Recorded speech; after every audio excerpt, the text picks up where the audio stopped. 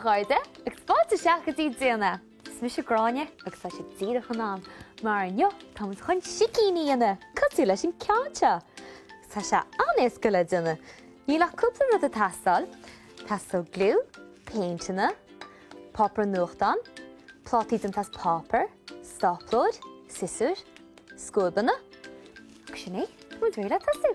Nus sin chéadú a chasma díana ná an pláta áil agus é ile ina ráile mar seo. Agus díana se seo corp an sicín. Agus bearing a sin ar fad a líana seach le popper nuachtan mar seo. Mar sin brúa fad a chéile mar sin. Chuir seach an sin idir an dáchean, an dáhíomh an fláta, agus tá beagán tape mar seo, agus grám síos mar sinna. Mar sin. Nus tóg sé sin rint ama le duna cínta go sin a fad gramí le chéile. Agus tá sé críochnaí, breanna se cosú leis an ceanse. Mar ecinn sibh an seo. Nis, an chéadú eile chasma díana na duna cínta go dromcha mín ar an bailcha fad timppla mar ecinn sibh ar a ceanse. Mar an seo tá rint páilas ar dí mar sin cumid go líana seach. Mar sin, tá rint popper nuachta gearthamacham, agus sa chuna gramú le glú i stíl papar maché. Mar sin tá glú agus isce meascain team, agus chun an popper áil agus glú a chur ar fad agus a chur síos. Agus féidir leat an scúba chur mar seo le duna cínta go ar fad gramú síos mar sin. Agus béon túfascáil tastal, mar sin leanart go dtí go ar fad clúdaí. Mar sin,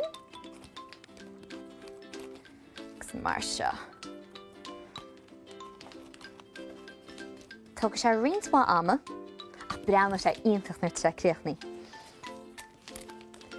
Agus tuile mar sin. Mar seo. Mar sin. Agus leanna rá mar sin, go dtí gur an rud ar fad clúdiad, agus beirta ágan fe písa fad a freisin le trimú. Mar sin, spána me ceann a rinne me sin níos lúithe. Cosú leis an ceanse. Sam rud ar fad clúdaí an bailcha fad timppla tá sé breá crua. An chéad céim eile inis tá cumid a féinteá. Mar sin tá mis a gáil an dá buí úsáid. Fád a scúdaí agus de féint, agus tosú líana seach an corp ar fad.